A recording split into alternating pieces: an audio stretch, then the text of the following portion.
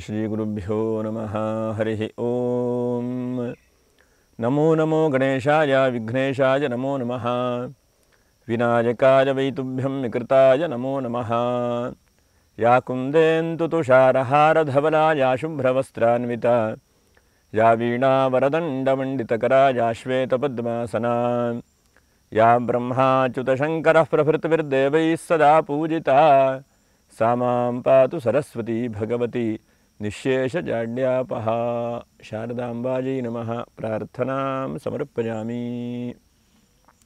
ಆತ್ಮೀಯ ಪ್ರಿಯ ಪ್ರೇಕ್ಷಕ ಮಿತ್ರರೇ, ನೋಡಿ 2024ನೇ ಇಸ್ವಿ ನೋಡ್ತಾ ಇದ್ದಂತೆ ಮುಗಿದೋಯ್ತು. 2025ನ ಇಸ್ವಿ ಆಂಗ್ಲ ವರ್ಷ ಆರಂಭವಾಗ್ತಾ ಇದೆ. ಹಾಗಾಗಿ ಜನವರಿಯಿಂದ ಆರಂಭ ಮಾಡಿ ಡಿಸೆಂಬರ್ವರೆಗೆ ಹೇಗಿದೆ, ಏನಾದರೂ ಶುಭ ಇದೆಯಾ ಅಥವಾ ಇನ್ನೂ ಸಮಸ್ಯೆಗಳಾಗ್ತದೆಯೋ, ಸಿಂಹರಾಶಿಯವರಿಗೆ ಎಂಬಂತಹ ಒಂದು ಆಂಗ್ಲ ವರ್ಷ ಭವಿಷ್ಯವನ್ನು ನಾವು ತಿಳ್ಕೊಳ್ಳೋಣ. ಯಾಕಂದರೆ ನಮ್ಮಲ್ಲಿ ಯುಗಾದಿಯಿಂದ ಯುಗಾದಿಗೆ ಒಂದು ವರ್ಷ, ಚೈತ್ರ ಮಾಸ. ಹಾಗಾಗಿ ಆದರೂ ಕೂಡ ನಾವೆಲ್ಲ ಏನಂತಂದರೆ ಜನವರಿ ಫೆಬ್ರವರಿ ಹೀಗೆ ಆಂಗ್ಲ ವರ್ಷಗಳನ್ನು ಆಚರಣೆ ಮಾಡ್ಕೊಂಬಂದದ್ರಿಂದ ಆಂಗ್ಲ ವರ್ಷದಲ್ಲಿ ಹೇಗಿದೆ, ಏನಾದರೂ ಶುಭವಾಗ್ತದೆಯಾ? ಮಘಾ ನಕ್ಷತ್ರ 1, 2, 3, 4ನೇ ಪಾದ, ಹಾಗೆ ಹುಬ್ಬ ನಕ್ಷತ್ರ 1, 2, 3, 4ನೇ ಪಾದ, ಉತ್ತರ ನಕ್ಷತ್ರ 1ನೇ ಪಾದ. ನೋಡೋಣ ಹೇಗಿದೆ ಎಂಬುದನ್ನು ತಿಳ್ಕೊಳ್ಳೋಣ. ನಾವು ನಿಧಾನವಾಗಿ ಸಂಚಾರ ಮಾಡುವಂತಹ ಒಂದು ಗ್ರಹಸ್ಥಿತಿಗಳನ್ನು ಇಟ್ಕೊಂಡು ಹೇಳುವಂತಹ ಒಂದು ಪ್ರಯತ್ನವನ್ನು ಮಾಡಬೇಕು. ಈಗ ಆರಂಭದ ದಿವಸದಲ್ಲಿ ನಿಮ್ಮ ರಾಶಿಯಿಂದ ಶನಿಯೂ ಕೂಡ ಸಪ್ತಮ ರಾಶಿಯಲ್ಲಿದ್ದಾನೆ. ಹಾಗೆ ಗುರುವು ಕೂಡ ಸದ್ಯಕ್ಕೆ ವಕ್ರವಾಗಿದ್ದು ಅನಂತರದಲ್ಲಿ ದಶಮ ರಾಶಿಗೆ ಇರ್ತಾನೆ. ಹಾಗೆ 15/5/2025ಕ್ಕೆ ಗುರುವು ಏಕಾದಶ ರಾಶಿಗೆ ಬರ್ತಾನೆ. ಇದು ಬಹಳ ಮುಖ್ಯವಾದದ್ದು. ಸ್ವಲ್ಪ ಅಷ್ಟಮ ರಾಶಿಗೆ ಶನಿಯೂ ಕೂಡ ಬರ್ತಾರೆ. ಮಾರ್ಚ್ 29ಕ್ಕೆ ಶನಿಯೂ ಕೂಡ ಒಂದು ವಿಶೇಷವಾಗಿ ನಿಮ್ಮ ರಾಶಿಯಿಂದ 8ನೇ ರಾಶಿಗೆ ಬರುತ್ತಾನೆ. ಹಾಗಾಗಿ ಒಂದು ಹಂತಕ್ಕೆ ಆರಂಭದ ದಿವಸದಲ್ಲಿ ಶನಿಯ ಬಲ ಸಪ್ತಮ ರಾಶಿಯಲ್ಲಿ ಕೇಂದ್ರ ರಾಶಿಯಲ್ಲಿದೆ, ಹಾಗೆ ಅವನು ಅಷ್ಟಮಕ್ಕೆ ಹೋಗಿಬಿಡ್ತಾನೆ. ಅನಂತರದಲ್ಲಿ ದಶಮದಲ್ಲಿರುವಂತಹ ಗುರು ಮಾತ್ರ ಏಕಾದಶಕ್ಕೆ ಬರ್ತಾನೆ. ಹಾಗಾಗಿ ಗುರುವಿಂದ 5ನೇ ತಿಂಗಳ ನಂತರದಲ್ಲಿ ಬಹಳ ಉತ್ತಮವಾದಂತಹ ಶುಭ ಫಲಗಳನ್ನು ನೀವು ಪಡೆಯಬಹುದು. ಯಾಕಂದರೆ ಗುರು ಏಕಾದಶ ರಾಶಿಯಲ್ಲಿದ್ದರೆ ಬಹಳ ಉತ್ತಮವಾದಂಥ ಫಲಗಳನ್ನು ಗುರುವು ಕೂಡ ನೀಡುತ್ತಾನೆ ಸಿಂಹರಾಶಿಯವರಿಗೆ. ಹಾಗಾಗಿ ನೋಡೋಣ, ನೀವು ವಿಡಿಯೋ ಮುಗಿಯುವವರೆಗೂ ಕೂಡ ನೋಡ್ತಾ ಇರಿ. ಯಾಕಂದರೆ ನಿಮಗೆ ನಕ್ಷತ್ರ ಫಲಗಳನ್ನು ಕೂಡ ವಿಶೇಷವಾಗಿ ಹೇಳ್ತಾನೆ. ವರ್ಷದ ಜನವರಿಯಿಂದ ಡಿಸೆಂಬರ್ವರೆಗೂ ಕೂಡ ಏನೇನು ನೀವು ಪರಿಹಾರ ಮಾಡಬಹುದು ಎಂಬಂತಹ ಎಲ್ಲ ವಿಷಯಗಳನ್ನು ಕೂಡ ತಿಳಿಸ್ತೇನೆ. ತಮ್ಮೆಲ್ಲರ ಒಂದು ಸಹಕಾರದಿಂದ ಶ್ರೀ ವಿದ್ವಾನ್ ಮಂಜುನಾಥ್ ಭಟ್ ಹೇಳುವಂಥ ಯೂಟ್ಯೂಬ್ ಚಾನಲ್ಲು ಹಾಗೆ ಮುಂದೆ ಹೋಗ್ತಾ ಇದೆ. 1,20,000 ಸಬ್ಸ್ಕ್ರೈಬರು ಕೂಡ ತಮ್ಮೆಲ್ಲರ ಒಂದು ಪ್ರೀತಿ ವಿಶ್ವಾಸದಿಂದ ಮಾಡಿದ್ದೀರಿ. ಹಾಗೆ ಯಾರು ಸಬ್ಸ್ಕ್ರೈಬ್ ಮಾಡಿಲ್ಲವಂಥವರು ಸಬ್ಸ್ಕ್ರೈಬ್ ಮಾಡಿ, ಒಂದು ಲೈಕನ್ನು ಮಾಡಿ ಅಂತ ಹೇಳ್ತಾ, ಬಹಳ ಮುಖ್ಯವಾಗಿ ನಾವು ಗಮನಿಸುವಂತಹದ್ದು ರಾಹು ಮತ್ತು ಕೇತು ಎರಡೂ ಗ್ರಹಗಳು ಕೂಡ ಆರಂಭದ ದಿವಸದಲ್ಲಿ ನಿಮ್ಮ ರಾಶಿಯಿಂದ ಅಷ್ಟಮ ರಾಶಿಯಲ್ಲಿದ್ದಾನೆ. ಅನಂತರದಲ್ಲಿ ನೋಡಿ ಸಪ್ತಮ ರಾಶಿಗೆ ರಾಹು ಕೂಡ ಬರ್ತಾನೆ, ಕೇತುವು ಕೂಡ ನಿಮ್ಮ ರಾಶಿಗೂ ಕೂಡ ಕೇತು ಬರ್ತಾನೆ. ಹಾಗಾಗಿ ರಾಹುಕೇತುವಿಂದನೂ ಕೂಡ ಅಲ್ಪ ಸ್ವಲ್ಪ ಮಿಶ್ರವಾದಂಥ ಫಲಗಳನ್ನು ಕೂಡ ನಾವು ಗಮನಿಸಬಹುದು. ಒಂದೊಂದಾಗಿ ತಿಳ್ಕೊಳ್ತಾ ಬರೋಣ. ಫಸ್ಟು ನಾವು ಆರಂಭದ ದಿವಸದಲ್ಲಿ ಹೇಗಪ್ಪ ಒಂದೊಂದು ಆರೋಗ್ಯ ಹೇಗಿದೆ ಎಂಬುದನ್ನು ಫಸ್ಟ್ ತಿಳ್ಕೊಳ್ಳೋಣ. ಯಾಕಂದರೆ ಆರೋಗ್ಯವೇ ಭಾಗ್ಯ ಎಂಬುದಾಗಿ ಕರೀತಾರೆ. ಆರೋಗ್ಯ ಇದ್ದರೆ ಎಲ್ಲವೂ ಕೂಡ ಸಿಗತ್ತಂತೆ. ನಮ್ಮಲ್ಲಿ ಒಂದು ಮಾತು ಹೇಳ್ತಾರೆ, ಘಟ ಇದ್ದರೆ ಮಠವಂತೆ. ಯಾಕಂದರೆ ಈ ನಮ್ಮ ಶರೀರ ಹೇಳುವಂಥದ್ದು ಸರಿಯಾಗಿ ಶುದ್ಧವಾಗಿ ಆರೋಗ್ಯಕರವಾಗಿದ್ದರೆ ಎಲ್ಲವನ್ನು ಕೂಡ ನಾವು ಮಾಡಲಿಕ್ಕೆ ಸಾಧ್ಯವಾಗ್ತದೆ. ಈ ಶರೀರವೇ ಸರಿಯಿಲ್ಲ ಅಂತಾದರೆ ಯಾವ ಕೆಲಸವನ್ನು ಕೂಡ ನಾವು ಮಾಡಲಿಕ್ಕೆ ಸಾಧ್ಯವಿಲ್ಲ. ಹಾಗಾಗಿ ಬಹಳ ಮುಖ್ಯವಾಗಿ ಆರೋಗ್ಯವನ್ನು ಗಮನಿಸೋಣ. ನೋಡಿ, ಆರೋಗ್ಯದ ವಿಷಯ ನೋಡ್ತಾ ಬಂದರೆ ಆರಂಭದ ದಿವಸದಲ್ಲಿ ಸಾಮಾನ್ಯ ಮಾರ್ಚ್ವರೆಗೂ ಕೂಡ ನಿಮ್ಮ ಆರೋಗ್ಯ ಸರಳವಾಗೇ ಇರಬಹುದು. ಎಲ್ಲ ರೀತಿಯಾದಂತಹ ಸಣ್ಣ ಪುಟ್ಟ ಸಮಸ್ಯೆಗಳು ತೊಂದರೆಗಳು ಇದ್ದರೆ ಅದೆಲ್ಲ ಪರಿಹಾರ ಆಗ್ತಾ ನಿಮಗೆ ಮಾರ್ಚ್ ಅನಂತರದಲ್ಲಿ ಸ್ವಲ್ಪ ಈ ಆರೋಗ್ಯದ ವಿಷಯದಲ್ಲಿ ಸಣ್ಣ ಪುಟ್ಟ ಕುಂದುಕೊರತೆಗಳು ಕಾಣಬಹುದು. ಅದೇನಪ್ಪ ಅಂತಂದರೆ, ಒಂದೇನಾದರೂ ವಯಸ್ಸಾದಂತಹ ವೃದ್ಧರಿದ್ದರೆ ಒಂದು ಮೂಳೆ ಸಂಬಂಧವಾದಂಥ ತೊಂದರೆಗಳು ಬರುವಂಥದ್ದು. ನೋಡಿ, ಅಷ್ಟಮದಲ್ಲಿ ಶನಿ ಬರುತ್ತಾನೆ. ಹಾಗೆ ಏನಾದರೂ ನಮ್ಮ ಬೆನ್ನ ಹಿಂದಿನ ಮೂಳೆಯಲ್ಲಿ ಏನಾದರೂ ಸಣ್ಣ ಪುಟ್ಟ ಸಮಸ್ಯೆಗಳು ಕಾಣಿಸ್ಕೊಳ್ತಾ ಇರುವಂಥದ್ದು, ಮತ್ತು ಇದ್ದಕ್ಕಿದ್ದ ಹಾಗೆ ಶಾರೀರಿಕವಾಗಿ ಸುಸ್ತಾಗುವಂಥದ್ದು, ಸ್ವಲ್ಪ ನಿದ್ರೆ ಸರಿಯಾಗಿ ಆಗದೇ ಇರುವಂತಹ ಒಂದು ಲಕ್ಷಣಗಳು ಕಂಡುಬರುವಂತಹದ್ದು. ಹೀಗೆಲ್ಲ ಸ್ವಲ್ಪ ಮಾರ್ಚ್ ಅನಂತರದಲ್ಲಿ ನೀವು ಆರೋಗ್ಯದ ವಿಷಯದಲ್ಲಿ ಸ್ವಲ್ಪ ಸಣ್ಣ ಪುಟ್ಟ ಇತಿಮಿತಿಗಳಿಂದ ಕಳ್ಕೊಳ್ಳುವಂಥ ಸಾಧ್ಯತೆಗಳಿದೆ. ಮತ್ತು ಮನಸ್ಸಿನ ಮೇಲೆ ಬಹಳ ಒತ್ತಡಗಳು ಬೀಳುವಂತಹ ಸಾಧ್ಯತೆಗಳು ಕೂಡ ಇದ್ದಾವೆ. ಹಾಗಾಗಿ ಆರೋಗ್ಯಕ್ಕೆ ಆರಂಭ ದಿವಸದಲ್ಲಿ ತಲೆ ಕೆಡಿಸ್ಕೊಳ್ಳುವಂಥದ್ದು ಬೇಡ. ಹೋಗ್ತಾ ಹೋಗ್ತಾ ಬಂದಂತೆ ಮಾರ್ಚ್ ಅನಂತರದಲ್ಲಿ ಸ್ವಲ್ಪ ತಲೆ ಕೆಡಿಸ್ಕೊಳ್ಬೇಕಾಗಬಹುದು. ತೊಂದರೆ ಇರುವಂಥವರು ಸೂಕ್ತವಾದಂಥ ಚಿಕಿತ್ಸೆಗಳನ್ನು ಕೂಡ ಎಲ್ಲ ರೀತಿಯಾದಂಥ ಚಿಕಿತ್ಸೆಗಳು ಕೂಡ ಇದೆ ಆರೋಗ್ಯದ ವಿಷಯದಲ್ಲಿ ಇವತ್ತಿನ ದಿವಸ. ಒಂದೇ ಚಿಕಿತ್ಸೆ ಅಂತ ಹೇಳಿಲ್ಲ. ಹಾಗಾಗಿ ಯಾವ್ಯಾವ ಚಿಕಿತ್ಸೆಗಳು ಉಚಿತವೋ ಅಂತಹ ಒಂದು ಉಚಿತವಾದಂಥ ಚಿಕಿತ್ಸೆಗಳನ್ನು ಕೂಡ ಪಡ್ಕೊಳ್ಳುವಂತಹ ಪ್ರಯತ್ನಗಳನ್ನು ಮಾಡಬೇಕು. ಯಾಕಂದರೆ ಉಚಿತ ಅಂತಂದರೆ ಫ್ರೀ ಹೇಳುವಂಥ ಅರ್ಥ ಅಲ್ಲ. ನಿಮಗೆ ಯಾವುದು ಸದ್ಯಕ್ಕೆ ಬೇಕಾಗಿದೆಯೋ, ಯಾಕಂದರೆ ಒಬ್ಬೊಬ್ಬರ ಶರೀರಕ್ಕೆ ಒಂದೊಂದು ರೀತಿಯಾದಂಥ ಚಿಕಿತ್ಸೆಗಳು ಬೇಕಾಗ್ತದೆ. ಹಾಗಾಗಿ ಯಾವ್ಯಾವ ಚಿಕಿತ್ಸೆಗಳು ನಿಮ್ಮ ಶರೀರಕ್ಕೆ ಒಗ್ಗಿ ಬರುತ್ತೋ, ಯಾಕಂದರೆ ಎಲ್ಲರಿಗೂ ಒಂದೇ ಔಷಧಿ ಮಾತ್ರೆಗಳು ಸಿದ್ಧವಾಗುವುದಿಲ್ಲ. ಸಿದ್ಧವಾಗುವಂಥ ಔಷಧಿ ಮಾತ್ರೆಗಳು ಅಥವಾ ಹೆಚ್ಚಿನದಾದಂತಹ ನೈಸರ್ಗಿಕವಾದಂಥ ಚಿಕಿತ್ಸೆಗಳು, ಹೀಗೆ ಅದನ್ನು ಪಡ್ಕೊಳ್ಳುವಂಥದ್ದು ಬಹಳ ಉತ್ತಮವಾದಂಥದ್ದು. ಹಾಗಾಗಿ ಆರೋಗ್ಯದಲ್ಲಿ ಅಂತಹ ದೊಡ್ಡ ಏನೋ ಮೇಜರ್ ಆಗ್ತದೆ ಅಂತೇನಿಲ್ಲ. ತೀವ್ರತೆ ಇದ್ದಂಥವ್ರಿಗೆ ಸಣ್ಣ ಪುಟ್ಟ ಆಪರೇಷನ್ಗಳು ಕೂಡ ಕಾಣಿಸ್ಕೊಳ್ಳುವಂಥ ಸಾಧ್ಯತೆಗಳು ಕೂಡ ಇದ್ದಾವೆ. ಹಾಗೆ ಅನಂತರದಲ್ಲಿ ಎರಡನೇದಾಗಿ ನೋಡುವಂಥದ್ದು ನಾವು ಧನಸ್ಥಾನ ಹೇಗಿದೆ, ನಿಮಗೆ ಆರ್ಥಿಕವಾಗಿ ಈ ವರ್ಷದಲ್ಲಿ ಏನಾದ್ರು ಗಳಿಸ್ತೀರಾ ಅಂಥೇಳಿ ಯೋಚನೆ ಮಾಡ್ತಾ ಹೋದರೆ, ಒಂದನೇದಾಗಿ ಅನಂತರದಲ್ಲಿ ಎಲ್ಲೋ ಒಂದು ಕಡೆಗೆ ಸ್ಥಿರಾಸ್ತಿಯನ್ನು ಗಳಿಸುವಂಥ ಸಾಧ್ಯತೆಗಳಿದ್ದಾವೆ. ನೋಡಿ, ನೀವು 10 ರೂಪಾಯಿ 50 ರೂಪಾಯಿ 100 ರೂಪಾಯಿ ಸೇರಿಸಿ ಇಟ್ಟು ಅದನ್ನು ಒಂದು ಕಡೆಗೆ ಹೂಡಿಕೆ ಮಾಡಿ ಅದರಿಂದ ಬೆಳೆದಂಥ ಹಣದಲ್ಲಿ ಎಲ್ಲೋ ಒಂದು ಕಡೆಗೆ ಈ ವರ್ಷದಲ್ಲಿ ಸ್ಥಿರಾಸ್ತಿಯನ್ನು ಗಳಿಸುವಂಥದ್ದು. ಯಾಕಂದರೆ ಅನಂತರದಲ್ಲಿ ಗುರುವು ಕೂಡ ಏಕಾದಶ ರಾಶಿಯಲ್ಲಿ ಇದ್ದಾನೆ. ಇದು ಬಹಳ ಉತ್ತಮವಾದಂಥದ್ದು. ಏಕಾದಶ ರಾಶಿ ಅಂತಂದರೆ ಎಲ್ಲ ಸಮೃದ್ಧಿ ಕೊಡುವಂಥದ್ದು. ನೀವು ಯೋಚನೆ ಮಾಡಿಕೊಳ್ಳದೆ ಇರುವಂತಹ ಒಂದು ಅತ್ಯಂತ ಶ್ರೇಷ್ಠವಾದಂಥ ಅವಕಾಶಗಳನ್ನು ಕೂಡ ಆ ಭಗವಂತ ಕೊಡ್ತಾನೆ. ಯಾರೋ ಒಬ್ಬರು ಬ್ರೋಕರಿಗೆ ಹೇಳಿರ್ತೀರಿ ನೀವು, ನೋಡಪ್ಪ ನನ್ನ ಕೈಲಿ ಇಷ್ಟು ಹಣ ಇದೆ, ನನಗೊಂದು ಪುಟ್ಟದಾದಂಥ ಜಾಗ ಕೊಡಿಸು ಅಂತಂದರೆ ಅವನು ನಿಮಗೋಸ್ಕರ ಹೋರಾಟ ಮಾಡಿ, ಅಥವಾ ನಿಮ್ಮ ರಿಲೇಷನ್ನು ಆತ್ಮೀಯರೋ ಸ್ನೇಹಿತರು, ಯಾಕಂದರೆ ಯಾವುದಾದ್ರೂ ಒಂದು ವ್ಯವಹಾರ ಮಾಡಬೇಕು ಅಂತಂದರೆ ಪಟ್ಟಂತ ಹೋಗಿ ನಂಬಿ ಯಾರೂ ಕೂಡ ಮಾಡೋದಿಲ್ಲ. ಹಾಗಾಗಿ ಯಾರೋ ಒಂದು ಗೊತ್ತಿರುವಂತಹ ವ್ಯಕ್ತಿಗಳ ಮೂಲಕವಾಗಿ ಭೂಮಿಯ ಅನುಕೂಲಗಳನ್ನು ಕೂಡ ವಿಶೇಷವಾಗಿ ನೀವು ಮಾಡಿಕೊಳ್ಬಹುದು. ಹಾಗೆ ಈ ವರ್ಷದಲ್ಲಿ ನೋಡಿ, ಎಲ್ಲೋ ಒಂದು ಕಡೆಗೆ ಬೆಳ್ಳಿ ಅಥವಾ ಬಂಗಾರವನ್ನು ಕೂಡ ಈ ವರ್ಷದಲ್ಲಿ ನೀವು ಖರೀದಿ ಮಾಡಬಹುದು ಸಿಂಹರಾಶಿಯವರು. ಯಾಕಂದರೆ ನಿಮಗೆ ಹೆಚ್ಚಿನದಾದಂತಹ ಈ ಗುರುವು ಕೂಡ ಆರಂಭದ ದಿವಸದಲ್ಲಿ ಶುಕ್ರನ ಮನೆಯಲ್ಲಿದ್ದಾನೆ. ಹಾಗಾಗಿ ಹೊಳೆಯುವಂಥ ಪದಾರ್ಥಗಳ ಬಗ್ಗೆ ಜಾಸ್ತಿ ನೀವು ಗಮನ ಕೊಡುವಂಥ ಸಾಧ್ಯತೆಗಳಿದ್ದಾವೆ. ಇದು ಬಹಳ ಖುಷಿಯಾದಂಥ ವಿಷಯ.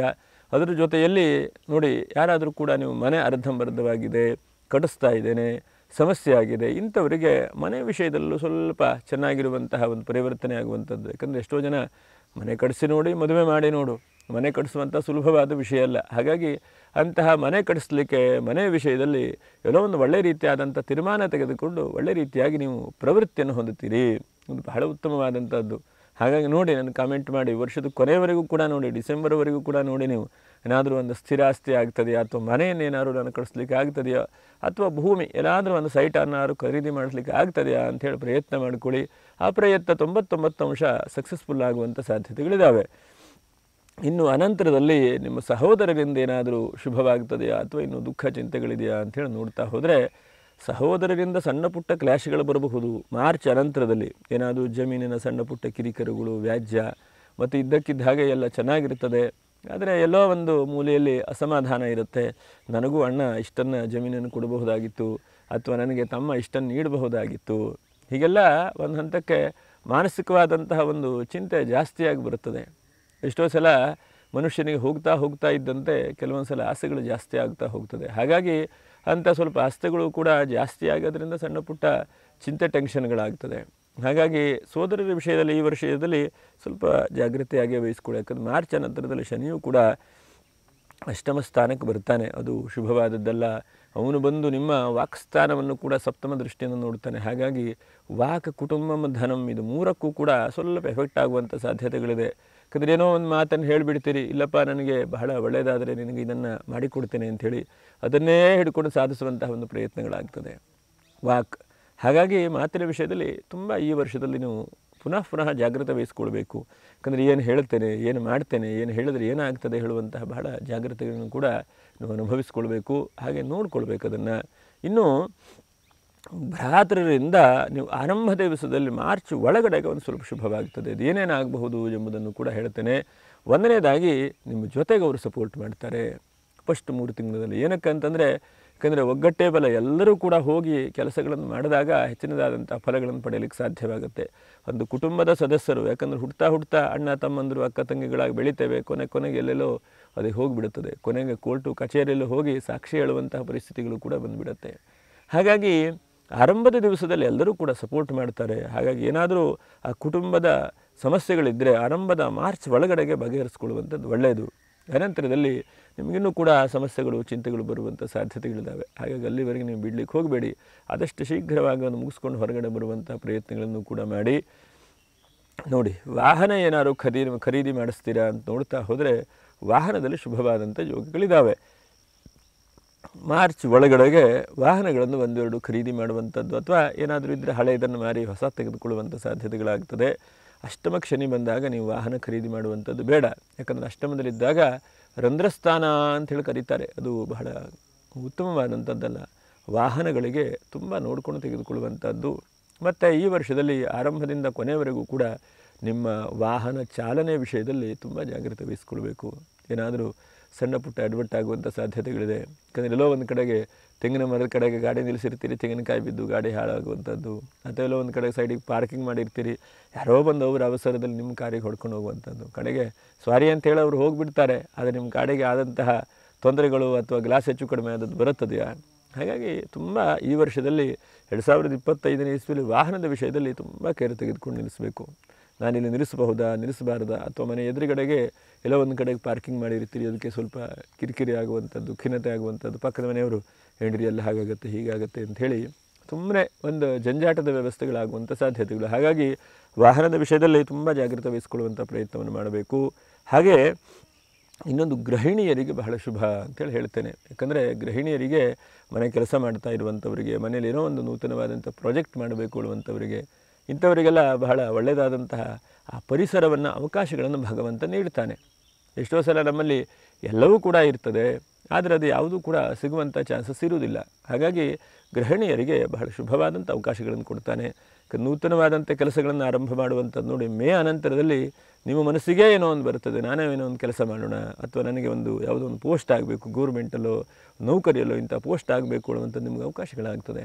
ಹಾಗಾಗಿ ಗೃಹಿಣಿಯರಿಗೆ ಬಹಳ ಶುಭವಾದಂಥ ಅವಕಾಶಗಳು ಕೂಡ ಇದ್ದಾವೆ. ಇಂದು ನೋಡಿ, 5ನೇ ರಾಶಿ ಅಧಿಪತಿಯಾದಂತಹ ಗುರುವು ಕೂಡ ಏಕಾದಶದಲ್ಲಿದ್ದಾನೆ. ಹಾಗಾಗಿ ಗುರುವಿಂದ ನಿಮಗೆ ಏನೇನು ಶುಭವಾದಂಥ ಫಲಗಳು ಎಂಬುದನ್ನು ಹೇಳ್ತಾನೆ. 1ನೇದಾಗಿ ಪೂರ್ವ ಪುಣ್ಯದ ಅಧಿಪತಿಯಾದಂಥವನು ಬುಧನ ಮನೆಯಲ್ಲಿ ನೆಲೆಸಿದ್ದಾನೆ 5ನೇ ತಿಂಗಳ ಅನಂತರದಲ್ಲಿ. ಹಾಗಾಗಿ 1ನೇದಾಗಿ ಪೂರ್ವ ಪುಣ್ಯ, 1ನೇದಾಗಿ ಹಿಂದೆ ನೀವು ಮಾಡಿದಂತಹ ಪುಣ್ಯಾಂಶಗಳು, ಹಿಂದೆ ಏನೇನು ಮಾಡಿದಿರೋ, ಜನರಿಗೆ ಉಪಕಾರ ಮಾಡಿರುವಂಥದ್ದು ಇರಬಹುದು, ಅಥವಾ ಏನೋ ಒಂದು ಫ್ಯಾಮಿಲಿಯಲ್ಲಿ ಸಮಸ್ಯೆ ಬಂದಾಗ ನೀವು ಹೋಗಿ ಅವರಿಗೆ ಎಲ್ಲ ಬಗೆಹರಿಸಿರುವಂತಹ ಒಂದು ಉದಾಹರಣೆಗಳಿರಬಹುದು, ಅಥವಾ ನೀವೇ ಮುಂದೆ ನಿಂತು, ಯಾಕಂದರೆ ಸಿಂಹರಾಶಿಯವರು ಅಂತಂದರೆ ಎಲ್ಲವನ್ನು ಕೂಡ ನಿಂತುಕೊಂಡು ಬೆಳೆಸುವಂಥ ಒಂದು ಶಕ್ತಿ ಇದೆ ನೋಡಿ, ಅದಕ್ಕೆ ನಾವು ಮೆಚ್ಚಬೇಕು. ಯಾಕಂದರೆ ಸಿಂಹರಾಶಿಯವರು ಎಲ್ಲಿ ಹೋದರೂ ಕೂಡ ಶೀಘ್ರವಾಗಿ ಕೆಲಸ ಆಗುತ್ತೆ. ಯಾಕಂದರೆ ಈ ರಾಶ್ಯಾಧಿಪತಿಯಾದಂತಹ ರವಿ ಏನು ಮಾಡ್ತಾನೆ ಅಂದರೆ ಎಲ್ಲ ಕೆಲಸಗಳನ್ನು ಕೂಡ ನೀವು ಮಾಡಲಿಕ್ಕೆ ಸಪೋರ್ಟನ್ನು ಕೊಡ್ತಾನೆ. ಆತ್ಮಕಾರಕ ಅಂದರೆ ಮುಂದೆ ಒಬ್ಬರು ಹೋದರೆ 100 ಜನ ಹಿಂದೆ ಬರ್ತಾರೆ, ಆದರೆ ಮುಂದೆ ಹೋಗೋರು ಯಾರು ಅಂತಂದರೆ ಅದು ಸಿಂಹರಾಶಿಯವರು ಮುಂದೆ ಹೋದರೆ ಮಿಕ್ಕಿರುವಂಥ ಎಲ್ಲರೂ ನಿಮ್ಮ ಜೊತೆಗೆ ಬರ್ತಾ ಇರ್ತಾರೆ. ಹಾಗಾಗಿ ನೀವು ಮುಂದೆ ಹೋಗಿ ಹಿಂದೆ ಬರ್ತಾರೆ. ಹಾಗಾಗಿ ಹಿಂದೆ ಮಾಡಿದಂತಹ ಪುಣ್ಯಾಂಶ ಏನೇ ಹೇಳಿ ಹೊರಟಿದ್ದೇನೆ ಅಂತಂದರೆ, ಹಿಂದೆ ಮಾಡಿದಂಥ ಪುಣ್ಯಾಂಶಗಳು ಒಂದು ಒಳ್ಳೆಯ ರೀತಿಯಾದಂಥ ಫಲ ಕೊಡುವಂಥ ಸಾಧ್ಯತೆಗಳಿದ್ದಾವೆ. ಪುಣ್ಯಾಂಶಗಳು ಯಾವ್ಯಾವುದಪ್ಪ? 1ನೇದಾಗಿ ನೀವು ಅಖಂಡವಾದಂಥ ದೇವತಾ ಆರಾಧನೆ ಮಾಡಿರುವಂಥ ಪುಣ್ಯಾಂಶ ಇರಬಹುದು. ಯಾಕಂದರೆ ಎಷ್ಟೋ ಸಲ ನಾವು ಭಗವತ್ ಪ್ರೀತ್ಯರ್ಥವಾಗಿ ಅನೇಕ ಜಪಗಳನ್ನು, ಪೂಜೆಗಳನ್ನು ಕೂಡ ಮಾಡ್ತೇವೆ ನಾವು. ಹಾಗಾಗಿ ಆ ಭಗವದ್ ಅರ್ಪಣೆಯಿಂದ ಮಾಡಿದಂತಹ ಪೂಜೆ ಪುನಸ್ಕಾರಗಳು ಬಹಳ ಶುಭವಾದಂಥ ಫಲಗಳನ್ನು ಕೂಡ ನೀಡುತ್ತದೆ. ಇದು ಬಹಳ ವಿಶೇಷವಾದಂಥದ್ದು. ಹಾಗೆ 2ನೇದಾಗಿ ಗಮನಿಸುವಂಥದ್ದು, ನೀವು ಹಿಂದೆ ಎಲ್ಲೋ ಒಂದು ಕಡೆಗೆ ಇನ್ವೆಸ್ಟ್ಮೆಂಟ್ ಮಾಡಿರ್ತೀರಿ, ಯಾವುದೋ ಇಲ್ಲಪ್ಪ ಇದು ಪ್ರಯೋಜನ ಇಲ್ಲ, ಅವರಿಗೇನೋ ಕಷ್ಟ ಆಗಿದೆ, ಅಥವಾ ಏನೋ ನಮ್ಮ ಕೈಯಲ್ಲಿ ಹಣ ಇದೆ ಅಂಥೇಳಿ ಯಾವುದೋ ಒಂದು ಜಮೀನು ಹಾಕಿರ್ತೀರಿ. ಅಲ್ಲಿಗೆ ಜಮೀನು, ಭೂಮಿ, ಸೈಟು ಯಾವುದೇ ಇರಬಹುದು, ಅಲ್ಲಿ ಒಂದು ವಿಶೇಷವಾದಂತಹ ಒಂದು ರೋಡ್ ಬರುವಂಥದ್ದು, ಅಥವಾ ಕಾಲೇಜುಗಳು ಬರುವಂಥದ್ದು, ಅಥವಾ ಜಾಗ ಬರುವಂಥದ್ದು, ಹೀಗೆಲ್ಲ ಆಗ್ತದೆ. ಹಾಗಾಗಿ ನೀವು ಬಹಳ ಮುಖ್ಯವಾಗಿ ಗಮನಿಸುವಂತಹದ್ದು, ನಾವು ಎಲ್ಲಿ ಇನ್ವೆಸ್ಟ್ಮೆಂಟ್ ಹಿಂದೆ ಮಾಡಿದ್ದೇವೆ ಅದಕ್ಕೆ ಬೆಳೀತದೆ ಅಂಥೇಳಿ ತಿಳ್ಕೊಳ್ಳಿ. ಹಾಗೆ ನಿಮ್ಮ ಹಿರಿಯರ ಆಶೀರ್ವಾದ ಈ ವರ್ಷದಲ್ಲಿ ಸಿಗ್ತದೆ ನಿಮಗೆ. ಎಲ್ಲೋ ಒಂದು ಕಡೆಗೆ ನೀವು ಹಿಂದೆ ನಿಮ್ಮ ಕುಟುಂಬದ ಆಸ್ತಿಪಾಸ್ತಿಗಳನ್ನು ಡೆವಲಪ್ ಮಾಡುವಂಥದ್ದು, ಅಥವಾ ನಿಮ್ಮ ಅಜ್ಜ ಮುತ್ತಜ್ಜನ ಕಾಲದ ಯಾವುದೋ ಒಂದು ಆಸ್ತಿ ಮಾರಾಟ ಆಗ್ತಾ ಇದೆ ಅಂತಂದರೆ ಅದನ್ನು ಕೊಂಡುಕೊಳ್ಳುವಂತಹ ವ್ಯವಸ್ಥೆ ಆಗುವಂಥದ್ದು, ಹೀಗೆಲ್ಲ ಭಗವಂತ ನೀಡುತ್ತಾನೆ ನಿಮಗೆ. ಇದೆಲ್ಲ ಬಹಳ ಶುಭವಾದಂಥದ್ದು. ಮತ್ತು ಅದರ ಜೊತೆಯಲ್ಲಿ ಈ ವರ್ಷದಲ್ಲಿ ನೋಡಿ, ನಿಮಗೆ ಮಾರ್ಚ್ ಅನಂತರದಲ್ಲಿ ಬಹಳ ಧಾರ್ಮಿಕ ಕ್ಷೇತ್ರಕ್ಕೆ ಸಂದರ್ಶನ ಮಾಡುವಂಥದ್ದು, ದೇವತಾ ಧ್ಯಾನಗಳನ್ನು ಮಾಡುವಂಥದ್ದು, ಮತ್ತು ಇದ್ದಕ್ಕಿದ್ದ ಹಾಗೆ ಆ ಭಗವನ್ ನಾಮಸ್ಮರಣೆ ಮಾಡುವಂಥದ್ದು, ಹೀಗೆಲ್ಲ ಒಂದು ವಿಶೇಷವಾದಂತಹ ಅವಕಾಶಗಳನ್ನು ಕೂಡ ಆ ಗುರು ನಿಮಗೆ ನೀಡುತ್ತಾನೆ. ಹಾಗೆ ನೋಡಿ, ಶತ್ರುಗಳೇನಾದ್ರು ವೃದ್ಧಿಯಾಗ್ತಾರಾ? ಶತ್ರುಗಳು ಸ್ವಲ್ಪ ವೃದ್ಧಿಯೇ ಈ ವರ್ಷದಲ್ಲಿ. ಯಾಕಂದರೆ ನಿಮಗೆ ಮಾರ್ಚ್ ನಂತರದಲ್ಲಿ ಅಷ್ಟಮದಲ್ಲಿ ಬೇರೆ ಶನಿ ಇರ್ತಾನೆ. ಹಾಗಾಗಿ ಶತ್ರುಗಳು ಮತ್ತು ನೀವೇ ಏನೇನು ಉದಾಹರಣೆ ಕೊಡ್ತಿರೋ ರಾಜಕೀಯ ವ್ಯಕ್ತಿಗಳು ಬಹಳ ಜಾಗೃತ ವಹಿಸ್ಕೊಳ್ಬೇಕು. ನೀವೇನು ಆಶ್ವಾಸನೆ ಏನೇನು ಮಾತು ಹೇಳಿರ್ತಿರೋ ಅದೇ ನಿಮಗೆ ಮುಳುವಾಗ್ತದೆ. ಒಂದಷ್ಟಕ್ಕೆ ಕಾನೂನಿನ ಸ್ವಲ್ಪ ಜಟಿಲವಾದಂಥ ಸಮಸ್ಯೆಗಳನ್ನು ಕೂಡ ಈ ವರ್ಷದಲ್ಲಿ ಅನುಭವಿಸಬೇಕಾಗ್ತದೆ. ಅಂದರೆ ಎಲ್ಲವೂ ಕೂಡ ಚೆನ್ನಾಗಿರ್ತದೆ, ಆದರೆ 10 ಜೊತೆಗೆ 11 ಅಂಥೇಳಿ ನೀವು ಜೊತೆಗೆ ಸೇರಿಕೊಳ್ಳುವಂತಹ ಪ್ರಯತ್ನಗಳಾಗ್ತದೆ. ಹಾಗಾಗಿ ಸ್ವಲ್ಪ ಜಾಗೃತ ವಹಿಸ್ಕೊಳ್ಬೇಕು. ಕಾನೂನು ವಿಷಯದಲ್ಲಿ ಚೂರ ಜಾಗೃತೆ. ಯಾಕಂದರೆ ಕೆಲವೊಂದು ಕೋರ್ಟು ಕಚೇರಿಗೆ ಹೋಗ್ತದೆ ಅಂತಂದರೆ ಅದರ ಪೂರ್ವದಲ್ಲೇ ಅದನ್ನು ಬಗೆಹರಿಸ್ಕೊಳ್ಳುವಂಥದ್ದು ಒಳ್ಳೆಯದು. ಇಲ್ಲ ಅಂತಾದರೆ ಮತ್ತೆ ಚಿಂತೆ ಟೆನ್ಷನ್ಗಳು ಬರುವಂಥ ಸಾಧ್ಯತೆಗಳು. ಹಾಗಾಗಿ ಕಾನೂನು ವಿಷಯದಲ್ಲಿ ಪುನಃ ಜಾಗೃತ ವಹಿಸ್ಕೊಳ್ಳುವಂಥ ಪ್ರಯತ್ನಗಳನ್ನು ಮಾಡಿ. ಮತ್ತು ಶತ್ರುಗಳು ಸ್ವಲ್ಪ ಜಾಸ್ತಿ ಆಗುವಂಥ ಸಾಧ್ಯತೆಗಳಿದ್ದಾವೆ ಈ ವರ್ಷದಲ್ಲಿ. ಶತ್ರುಗಳು ನೀವು ಏನೇನು ಹೇಳ್ತಿರೋ ಅದೇ ಮಾತೇ ಶತ್ರುಗಳಾಗಿಬಿಡುತ್ತೆ. ಅದ್ರ ಜೊತೆಗೆ ಒಂದು ಹಂತಕ್ಕೆ ಎಲ್ಲವೂ ಕೂಡ ಇರುತ್ತೆ, ಆದರೆ ಜೊತೆಯಲ್ಲಿ ವಿರುದ್ಧವಾದಂಥ ಒಂದು ದಶೆಯಲ್ಲಿ ನೆಡುವಂತಹ ಪ್ರಯತ್ನಗಳಾಗ್ತದೆ. ಹಾಗಾಗಿ ನೀವು ಈ ವರ್ಷದಲ್ಲಿ ಶತ್ರುಗಳ ವಿಷಯದಲ್ಲಿ ಸ್ವಲ್ಪ ಜಾಗೃತ ವಹಿಸ್ಕೊಳ್ಬೇಕು. ಆದಷ್ಟು ಅದಕ್ಕೆ ಪರಿಹಾರಗಳನ್ನು ಕೂಡ ಕೊನೆಗೆ ಹೇಳ್ತಾ ಬರ್ತೇನೆ. ಕೃಷಿಕರನ್ನು ಯೋಚನೆ ಮಾಡ್ತಾ ಹೋದರೆ ಕೃಷಿಯಲ್ಲಿ ಒಳ್ಳೆ ರೀತಿಯಾದಂಥ ಫಸಲುಗಳು ಬರುವಂತಹದ್ದು, ಒಳ್ಳೆ ರೀತಿಯಾದಂಥ ಅವಕಾಶಗಳಾಗ್ತದೆ. ಯಾಕಂದರೆ ಶನಿಯು ಸಪ್ತಮ ರಾಶಿಯಲ್ಲಿದ್ದಾಗ ಕೃಷಿಯಲ್ಲಿ ಬಹಳ ಹೇರಳವಾದಂತಹ ಲಾಭಾಂಶಗಳನ್ನು ಕೂಡ ನೀವು ಕಾಣುವಂಥ ಸಾಧ್ಯತೆಗಳಿದೆ. ಇನ್ನು ನೋಡಿ, ವಿವಾಹ ಏನೇನಪ್ಪ, ವಿವಾಹದ ಗೋಳು ಕಷ್ಟಪಡ್ತಾ ಇದ್ದವರು ಏನಂತಂದರೆ ಸ್ವಲ್ಪ ಜಾಸ್ತಿ ಪ್ರೇಮಿ ವಿವಾಹಗಳು ಈ ವರ್ಷದಲ್ಲಿ ಆಗುವಂಥ ಸಾಧ್ಯತೆಗಳಿದ್ದಾವೆ. ಹಾಗಾಗಿ ನೀವೇನಾದರೂ ಇಷ್ಟಪಟ್ಟಂತಹ ವಿವಾಹ ಆಗಬೇಕು ಅಂತಂದರೆ ಅದಕ್ಕೆ ಅವಕಾಶಗಳು ಕೂಡ ಸಿಗುವಂಥ ಚಾನ್ಸಸ್ ಇದೆ. ಇನ್ನು ವಿವಾಹ ತೊಂದರೆ ಇರುವಂಥವರಿಗೆ ಸಣ್ಣ ಪುಟ್ಟ ಜಾತಕದ ಪರಿಹಾರಗಳನ್ನು ಕೂಡ ನೀವು ಮಾಡಿಕೊಳ್ಳಿ. ವಿವಾಹಕ್ಕೆ ನೋಡಿ ಮೇ ಅನಂತರದಲ್ಲಿ ಹೆಚ್ಚಿನದಾದಂಥ ಅವಕಾಶಗಳು ಸಿಗುತ್ತೆ. ಹಾಗಾಗಿ ಸಿಂಹರಾಶಿಯವರಿಗೆ ಕಂಕಣ ಬಲ ಹೇಗಿದೆಯಪ್ಪ ಅಂತಂದರೆ ಮೇ ಅನಂತರದಲ್ಲಿ ಕಂಕಣ ಬಲ ಬಹಳ ಚೆನ್ನಾಗಿದೆ, ಬಹಳ ಪ್ರಶಸ್ತವಾಗಿದೆ. ನೀವೇನು ಚಿಂತೆ ಮಾಡಿಕೊಳ್ಳುವಂಥದ್ದು ಬೇಡ. ಕಂಕಣ ಬಲ ನಿಮ್ಮದಾಗಿ ಬರುತ್ತೆ, ಅದು ಹೆಚ್ಚಿನದಾದಂತಹ ಲಾಭಾಂಶಗಳನ್ನು ಕೊಡುತ್ತದೆ. ಅದರ ಜೊತೆಗೆ ಅವಿವಾಹಿತರಿಗೆ ವಿವಾಹವಾಗುವಂತಹ ಜಾಸ್ತಿ ಸಾಧ್ಯತೆಗಳಿದ್ದಾವೆ. ಯಾಕಂದರೆ ಏಕಾದಶಿ ಗುರು ಬಂದ ತಕ್ಷಣ ವಿವಾಹ ಆಗುತ್ತದೆ ಹೇಳ್ತದೆ ಶಾಸ್ತ್ರ. ಯಾಕಂದರೆ ಗುರುವಿನ ಪರಿಪೂರ್ಣವಾದಂತಹ ಬಲವೂ ಕೂಡ ಸಿಗುತ್ತದೆ. ಇದು ಬಹಳ ವಿಶೇಷವಾದಂಥದ್ದು. ಹಾಗೆ ಅನಂತರದಲ್ಲಿ ಇನ್ನು ಸ್ವಲ್ಪ ಮಟ್ಟಿಗೆ ಏನಾದರೂ ಜಟಿಲವಾದಂಥ ಪರಿಸ್ಥಿತಿ ಸಿಕ್ಕಾಕೊಳ್ತೀರಾ ಅಂತ ನೋಡ್ತಾ ಹೋದರೆ ಸ್ವಲ್ಪ ಕಾನೂನಿನ ವಿಷಯದಲ್ಲಿ ಸ್ವಲ್ಪ ಜಾಗೃತ ವಹಿಸ್ಕೊಳ್ಳಿ. ಸಣ್ಣ ಪುಟ್ಟ ತೊಂದರೆ ತಾಪತ್ರೆಗಳು ಬರುವಂತಹ ಸಾಧ್ಯತೆಗಳಿದ್ದಾವೆ. ಅದನ್ನು ಹೊರತುಪಡಿಸಿದರೆ ಅಂತಹ ತೀರಾ ಏನೂ ಇಲ್ಲ. ವಾಹನದ ವಿಷಯದಲ್ಲಿ ಮುಂಚೆ ಹೇಳಿದ್ದೇನೆ. ಇನ್ನು ಭಾಗ್ಯ ಏನೇನು ವೃದ್ಧಿ ಆಗಬಹುದು. ಒಂದನೇ ಭಾಗ್ಯ ವೃದ್ಧಿ ಆಗುವಂಥದ್ದು ನಿಮಗೆ ಈ ಭೂಮಿಯ ವ್ಯವಹಾರ ಮಾಡುವಂಥ ರಿಯಲ್ ಎಸ್ಟೇಟ್ ಉದ್ಯಮಗಳಿಗೆ ಹೆಚ್ಚಿನದಾದಂಥದ್ದು, ಡೆವಲಪರ್ವರೆಗೂ ಕೂಡ ಹೆಚ್ಚಿನದಾದಂಥ ಲಾಭಾಂಶಗಳು ಸಿಗ್ತದೆ. ಹಾಗೆ ಜೊತೆಯಲ್ಲಿ ನಾವು ಗಮನಿಸುವಂಥದ್ದು ನೋಡು, ಇಷ್ಟೆಲ್ಲ ಅನುಕೂಲ ಇದೆ ಅಂತೇಳಿ ಹೇಳ್ತೀರಿ, ನಮಗೆ ವೈಯಕ್ತಿಕವಾದಂಥ ಏನಾದರೂ ಲಕ್ ಬರುತ್ತಾ ಅಂತ ಕೇಳಿದ್ರೆ ವೈಯಕ್ತಿಕವಾಗಿ ಖಂಡಿತವಾಗೂ ಬರ್ತದೆ. ನೀವೇನು ವರಿ ಮಾಡುವಂಥದ್ದು ಬೇಡ. ವೈಯಕ್ತಿಕವಾದಂತಹ ಹೆಚ್ಚಿನದಾದಂತಹ ಅವಕಾಶಗಳು ಕೂಡ ಸಿಗುತ್ತೆ. ಅದರಿಂದ ನಿಮಗೆ ಲಾಭಾಂಶಗಳು ಕೂಡ ಸಿಗುತ್ತೆ. ಎಲ್ಲೋ ಒಂದು ಕಡೆ ಹೂಡಿಕೆ ಮಾಡುವಂಥ ಅವಕಾಶಗಳು ಸಿಗುತ್ತೆ. ಈ ವರ್ಷದಲ್ಲಿ ಒಳ್ಳೆ ರೀತಿಯಾದಂಥ ವ್ಯಕ್ತಿಗಳ ಒಂದು ವಿಶ್ವಾಸಗಳು ಬೆಳೀತದೆ. ಇದು ಬಹಳ ಮುಖ್ಯವಾದಂಥದ್ದು. ಯಾಕಂದರೆ ಯಾವಾಗೂ ಕೂಡ ಮೋಸ ಮಾಡ್ತಾ ಇರುವಂಥ ವ್ಯಕ್ತಿಗಳೇ ಸಿಕ್ಕಿದ್ರೆ ಜೀವನದಲ್ಲಿ ಹೇಗೆ ವೃದ್ಧಿಯಾಗುವಂಥದ್ದು, ಒಂದು ನಿಯತ್ತು ಪ್ರಾಮಾಣಿಕವಾದಂಥ ವ್ಯವಸ್ಥೆಗಳು ಸಿಗುವಂಥ ಚಾನ್ಸಸ್ ಜಾಸ್ತಿ ಇರ್ತದೆ. ಹಾಗಾಗಿ ನಿಮಗೆ ಈ ವರ್ಷದಲ್ಲಿ ಒಂದು ನಿರೀಕ್ಷಿತವಾದಂಥ ವ್ಯಕ್ತಿಗಳ ಆಗಮನ, ಅನಂತರದಲ್ಲಿ ನಿರೀಕ್ಷಿತವಾದಂಥ ಘಟನೆಗಳು ನಡೆದು ನಿಮ್ಮ ಸ್ನೇಹಿತರ ವಿಶ್ವಾಸಗಳು ಕೂಡ ಜಾಸ್ತಿ ಆಗುತ್ತದೆ. ಹಾಗಾಗಿ ಸಜ್ಜನರ ಸಹವಾಸ ಹೆಜ್ಜೆಯನ್ನು ಸವಿದಂತೆ ಅಂತಹ ಸಜ್ಜನರ ಸಹವಾಸ, ಪ್ರಾಮಾಣಿಕವಾದಂತಹ ವ್ಯಕ್ತಿಗಳ ಪರಿಚಯವಾಗುತ್ತೆ. ಅದನ್ನು ಬಿಡಬೇಡಿ. ಖಂಡಿತವಾಗೂ ನೀವು ವೃದ್ಧಿ ಮಾಡ್ತಾ ಹೋಗಿ. ಅದರಿಂದ ಲಾಭಾಂಶಗಳು ಕೂಡ ಆಗುತ್ತೆ. ಮನಸ್ಸಿಗೆ ಬಹಳ ಸಂತೋಷವೂ ಕೂಡ ಸಿಗುವಂಥ ಚಾನ್ಸಸ್ ಇದೆ. ಇನ್ನು ನೋಡಿ, ವಿವಾಹಾನಂತರದಲ್ಲಿ ಹೆಚ್ಚಿನದಾದಂಥ ಕರ್ಮಸ್ಥಾನ ಪ್ರತಿಯೊಬ್ಬರು ಯೋಚನೆ ಮಾಡ್ತಾ ಇರ್ತಾರೆ. ನನಗೆ ಉದ್ಯೋಗ ಏನಾದರೂ ಕಳ್ಕೊಂಡ್ಬಿಡ್ತೇನೆ ಅಂತೇಳಿ ನೋಡ್ತಾ ಹೋದರೆ ನೀವು ಉದ್ಯೋಗದ ವಿಷಯದಲ್ಲಿ ಸ್ವಲ್ಪ ಮಾರ್ಚ್ ನಂತರದಲ್ಲಿ ಸ್ವಲ್ಪ ಕಾಳಜಿಯಿಂದನೇ ಇರಬೇಕು. ಯಾಕಂದರೆ ನಿಮ್ಮ ಆಲಸ್ಯತನ ಇರಬಹುದು, ಅಥವಾ ನಿಮ್ಮ ನಿಧಾನವಾದಂಥದ್ದು ಇರಬಹುದು, ಮತ್ತು ನಿಮ್ಮ ಅಹಂಕಾರದ ಭಾವನೆ ಇರಬಹುದು. ನಾನೇ ಮಾಡ್ತೇನೆ, ನನ್ನದೇ ಸರ್ವಸ್ವ ಹೇಳುವಂಥ ಭಾವನೆ ಇರಬಹುದು. ಅದನ್ನೆಲ್ಲ ಆದಷ್ಟು ಕಡಿಮೆ ಮಾಡ್ತಾ ಬನ್ನಿ. ಯಾಕಂದರೆ ಸಿಂಹರಾಶಿಯವರಿಗೆ ಸಮಸ್ಯೆ ಆಗುವಂಥದ್ದು ಏನಂತಂದರೆ ನನ್ನದು ನಾನೇ ಮಾಡ್ತೇನೆ ಹೇಳುವಂತಹ ಒಂದು ಸಮಸ್ಯೆಗಳಿದಾವಲ್ಲ, ಅದನ್ನು ಹೊರಗಡೆ ಮಾಡ್ತಾ ಬನ್ನಿ, ಅದನ್ನು ತೆಗಿತಾ ಬನ್ನಿ. ಆವಾಗ ನಿಮಗೆ ಅನುಕೂಲವಾಗ್ತಾ ಬರುತ್ತದೆ. ಅದು ಎಷ್ಟೆಷ್ಟು ನಿಮ್ಮಲ್ಲಿ ಜಾಸ್ತಿ ಆಗ್ತಾ ಇರ್ತದೆಯೋ, ಎಷ್ಟೆಷ್ಟು ಹೆಚ್ಚಿಸ್ತಾ ಇರುತ್ತೋ ಅಷ್ಟೆಷ್ಟು ಸಮಸ್ಯೆಗಳು ಕೂಡ ಬರ್ತಾ ಹೋಗ್ತದೆ. ಹಾಗಾಗಿ ನಿಮ್ಮ ಅಹಂಕಾರದ ಭಾವನೆಯಿಂದ ಒಂದು ವೃತ್ತಿ ಜೀವನದಲ್ಲಿ ಸಮಸ್ಯೆ ಆಗುವಂಥ ಚಾನ್ಸಸ್ ಇದೆ. ಅದರ ಜೊತೆಯಲ್ಲಿ ಯಾರ್ಯಾರು ವೃತ್ತಿ ಕಳ್ಕೊಂಡಿದ್ದೀರೋ ಅಥವಾ ಪರ್ಮನೆಂಟ್ ಆಗಬೇಕು ಅಂದ್ಕೊಂಡಿದ್ದೀರೋ ಅಂಥವರಿಗೆ ಮೇ ಅನಂತರದಲ್ಲಿ ಸಕ್ಸಸ್ಫುಲ್ ಆಗುವಂಥ ಸಾಧ್ಯತೆಗಳಿದೆ. ಹಾಗೆ ವೃತ್ತಿ ಕಳ್ಕೊಂಡು ಏನೂ ಇಲ್ವಾ ಅಂತ ಕೇಳಲಿಕ್ಕೊಂದು ನೀವೇ ನೀವೇ ಒಂದು ವೃತ್ತಿಯನ್ನು ಸೃಷ್ಟಿ ಮಾಡ್ತೀರಿ. ವೃತ್ತಿಯನ್ನು ಸೃಷ್ಟಿ ಮಾಡುವಂಥದ್ದು, ವೃತ್ತಿಯನ್ನು ಬೆಳೆಸುವಂತಹದ್ದು, ವೃತ್ತಿಯಲ್ಲಿ ಹೆಚ್ಚಿನದಾದಂಥ ಲಾಭಾಂಶಗಳನ್ನು ಕಾಣುವಂಥ ಒಂದು ಶಕ್ತಿ ನಿಮ್ಮಲ್ಲಿ ಇದೆ ಅಲ್ವಾ. ಹಾಗಾಗಿ ವೃತ್ತಿಗೆ ಅಂತ ಕಾಳಜಿ ಬೇಡ. ಆದರೆ ನನ್ನದು ಹೇಳುವಂಥದ್ದನ್ನು ಸ್ವಲ್ಪ ಕಡಿಮೆ ಮಾಡ್ತಾ ಬನ್ನಿ. ಇನ್ನು ನಿಮಗೆ ಬಹಳ ಮುಖ್ಯವಾಗಿ ಏನಾದರೂ ಈ ವರ್ಷದಲ್ಲಿ ಕಳ್ಕೊಳ್ತೇನಾ ಅಂತೇಳಿ ನೋಡ್ತಾ ಹೋದರೆ ಸ್ವಲ್ಪ ಕಳ್ಕೊಳ್ಳುವಂಥ ಸಾಧ್ಯತೆಗಳಿದೆ. ಯಾವುದಪ್ಪ ಅಂತಂದರೆ ಸಣ್ಣ ಪುಟ್ಟ ಆರೋಗ್ಯಗಳು, ಮತ್ತು ಏನೋ ಒಂದು ಮಾತು ಕೊಟ್ಕೊಂಡು ಸುಮ್ಮನೆ ಒಂಥರ ಸ್ವಭಾವತಃ ಚಂಚಲ ಸ್ವಭಾವ ಆಗುವಂಥ ಸಾಧ್ಯತೆಗಳಿದ್ದಾವೆ. ಹಾಗಾಗಿ ನೀವು ಒಂದು 4-5 ಜಾಗ್ರತೆಗಳನ್ನು ಕೂಡ ಹೇಳ್ತೇನೆ, ಅದನ್ನು ಗಮನಿಸಬೇಕು. ಒಂದನೇದಾಗಿ ಆರೋಗ್ಯದ ವಿಷಯದಲ್ಲಿ ಸ್ವಲ್ಪ ಜಾಗ್ರತೆ.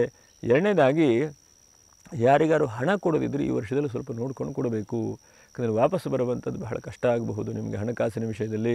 ಮತ್ತೆಲ್ಲೋ ಒಂದು ಕಡೆಗೆ ಶೇರ್ ಮಾರ್ಕೆಟು, ಬೇರೆ ಕಡೆಗೆಲ್ಲೋ ಒಂದು ಕಣ್ಣು ಹಾಕಿಬಿಡ್ತೇನೆ, ಹಣ ಬರುತ್ತೆ, ಇಂಥವರೆಲ್ಲ ಬಹಳ ನೋಡ್ಕೊಂಡು ಮಾಡಬೇಕು. ಯಾಕಂದರೆ ದುಡ್ಡು ವಾಪಸ್ ಬಂದ ಮೇಲೆ ಗ್ಯಾರಂಟಿ ಅಲ್ವಾ. ನಾವು ಹಾಕಿರುವಂಥ ನಮ್ಮ ಹಣ ತೆಕ್ಕೊಳ್ಳಿಕ್ಕೆ ಒದ್ದಾಡಬೇಕಾಗ್ತದೆ. ಹಾಗಾಗಿ ಯಾರೋ ಹೇಳಿದ್ರು, ಯಾವುದೋ ಒಂದು ವಿಡಿಯೋ ನೋಡಿದೆ, ಎಲ್ಲೋ ಒಂದು ಕಡೆ ಹಣ ಬರುತ್ತಂತೆ ಅಂಥೇಳಿ ಯೋಚನೆ ಮಾಡಲಿಕ್ಕೆ ಹೋಗಬೇಡಿ.